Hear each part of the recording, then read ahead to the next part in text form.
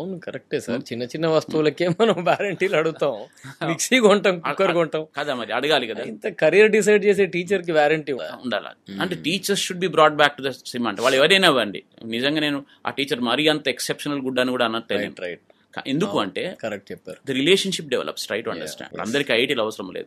వాడు టెన్షన్కి వచ్చినట్టు బిడ్డ నేనున్నా నీకు చెప్పే ఒక టీచర్ ఉండాలి కదా. ఉండాలి. సో ఫస్ట్ థింగ్ ఇది. అది టీచర్స్ ఎవరు చెప్తున్నారు, వాళ్ళ ఎక్స్పీరియన్స్ ఏంటి, వాళ్ళతో మేము మాట్లాడవచ్చా, మీ టీచర్స్ మీరు మా దగ్గర ఇంకా మరి కొన్ని రోజులు ఉంచుతారా అని కనుక్కోవాలి ఫస్ట్. తర్వాత ఇంకా మీరు డీటెయిల్గా అడుగుతారో చెప్తాను. ఎగ్జామ్స్ మరి మీరు మెటీరియల్ నుంచి ఇస్తారా లేకపోతే బయట నుంచి ఇస్తారా? బయట నుంచి ఇస్తే మార్క్స్ రావుగా, మరి రాకపోతే కోచింగ్ ఇన్స్టిట్యూట్ బాగాలేనట్టే కదా sir. That's what they are doing కదా. అంటే ఖచ్చితంగా బయట నుంచే ఇవ్వమని చెప్పాలి. బయట నుంచి ఇవ్వమని అడగాలి. బయట నుంచి ఇస్తారంటే you need to go for details అంటానండి. The moment this kind of pressure starts, definitely they will start listening to you కదా. అంటే పేరెంట్ మీరు అన్నారు కదా ఇంతకుముందు, మీరు పేరెంట్ కొంత రీజన్ అంటున్నారు కదా, పేరెంట్కి మనం ఇన్ఫర్మేషన్ ఇద్దాం ఈ రకంగా అడగండి అని.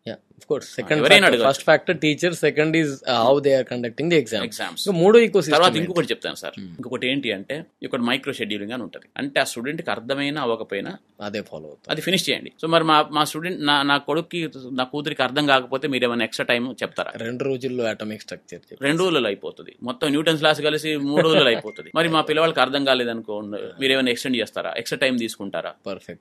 రైట్. డౌట్స్ మరి ఎవరు చెప్తారు? జైల్స్ కప్ప చెప్తారా లేకపోతే మరి మెయిన్ టీచర్ అవైలబుల్ గా? స్టడీ అవర్స్ అంటారు. స్టడీ అవర్స్ లో మరి ఎవరు ఉంటారు? స్టడీ అవర్స్ లో గొడవ కాకుండా ఎవరు చూస్తారు? స్టడీ అవర్స్ లో వాళ్ళకి డౌట్స్ క్లియర్ చేసే టీచర్స్ ఎవరు ఉంటారు? బౌన్సర్. సో కార్పొరేట్ లో చూసాను నేను, బౌన్సర్లు ఉంటారు. అదే కదా.